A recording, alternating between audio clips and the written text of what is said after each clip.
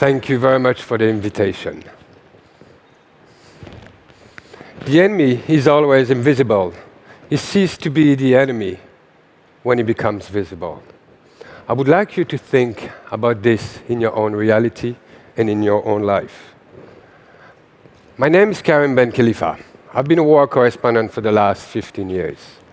And I've worked for magazines such as Vanity Fair, Time Magazine, Newsweek, Le Monde in Paris, Stern Magazine in Hamburg. And with this, I've reached large audiences, but also audiences that are highly educated, that have spending power, audiences that have the right to vote, so potentially audiences that can have an impact. But I kept running conflict after conflict to have an impact as a photojournalist. I would like to show you some of my work before we dive into the rest.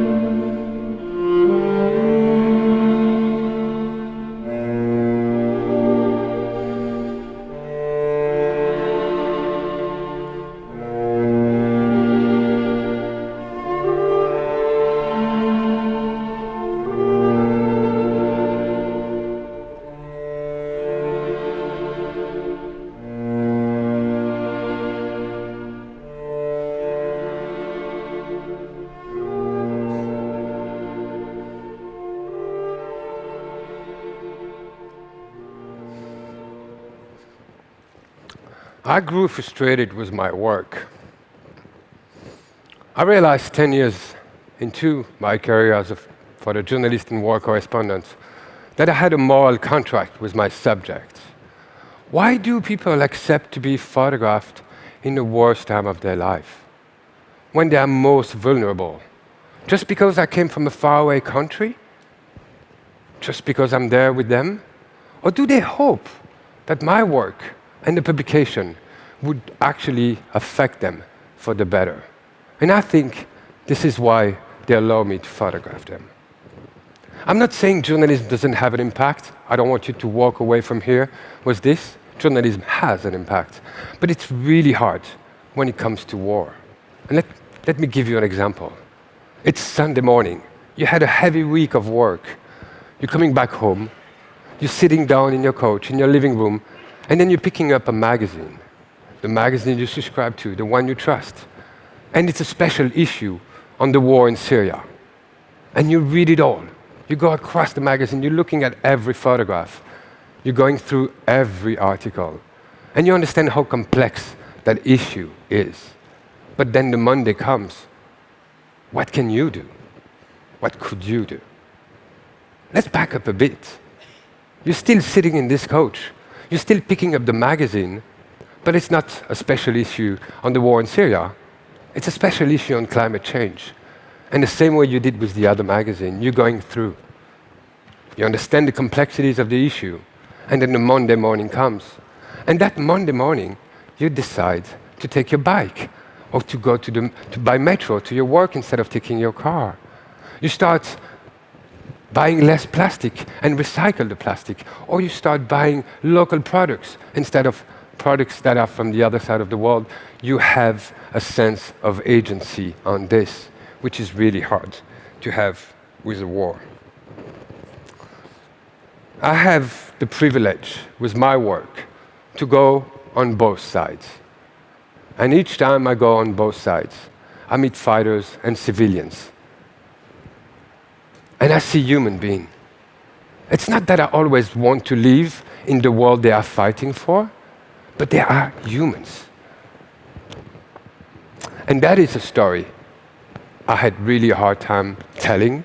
It's an invisible story. And I tried to do this. What you see on the screen is called Portrait of the Enemies. It was my attempt as a photojournalist to tell that story.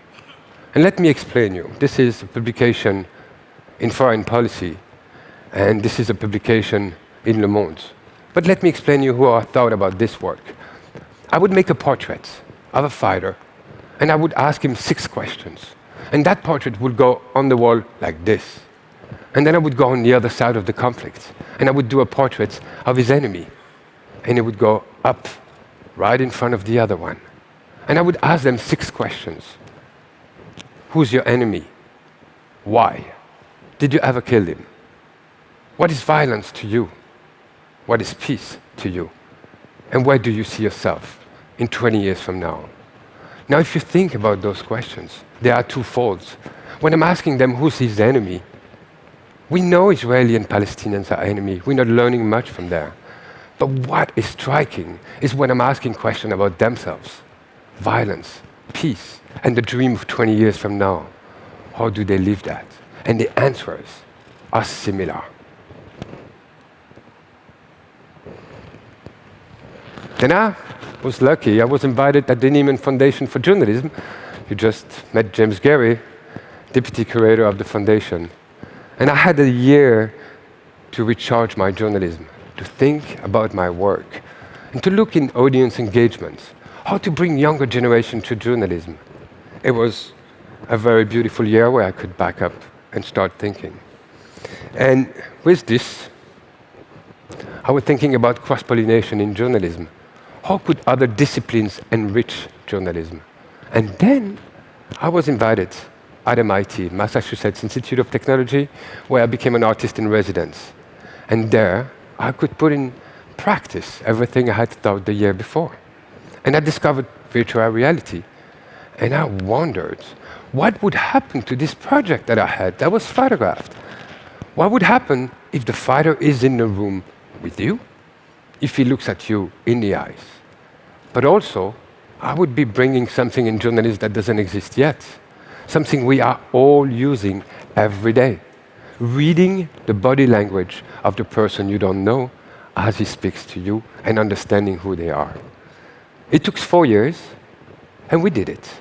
Let me show you the trailer.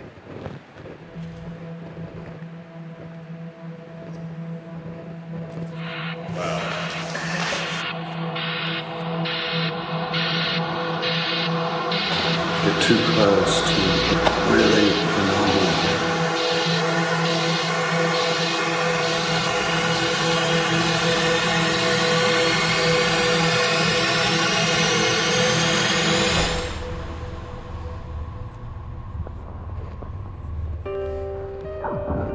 The enemy was born out of my frustration as a photojournalist and war correspondent. For almost 20 years, I have photographed conflicts and witnessed the consequences of huge geopolitical shifts.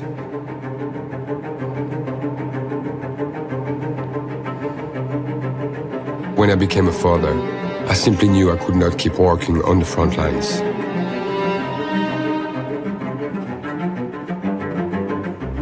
Yet, I was not done trying to understand wars.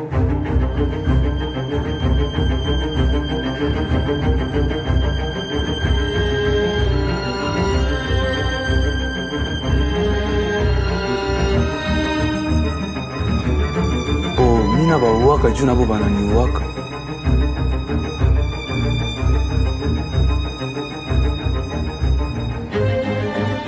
My friends in Israel, when they know I'm heading for Gaza, can't help themselves but to wish me luck and to stay safe. They believe a lot of people in Gaza are irrational.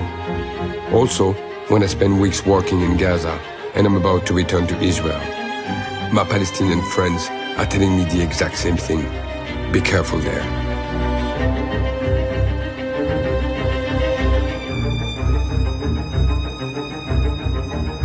The project is rooted in my experience as a war photographer, going from one side of the front line to the other, and finding that the fighters' dreams, hopes, and nightmares are often more similar than they are different. So there is a bigger story than the war itself, and this is the one I want to explore and share. For the enemy, I am using the latest technologies in virtual and augmented realities, so you can engage directly with the combatants and meet them, hear them, and feel them the way I did. In many parts of our world, you create an enemy as a kid without having met your enemy, because the society around you has created an enemy in the other. So the question is, could I be you if I was on the other side?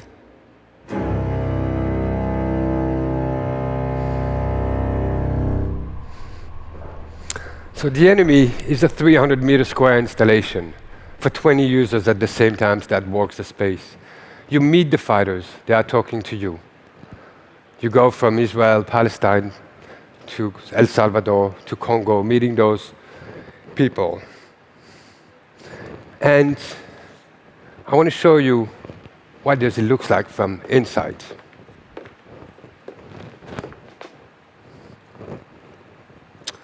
This is a user walking and what he sees. And if you look, I'm not bringing to you a war zone. It's a neutral space. You have to make a choice, and it's based on who you are. Who are you going to listen first? And eventually, that becomes a personal encounters. You feel the presence of the other person.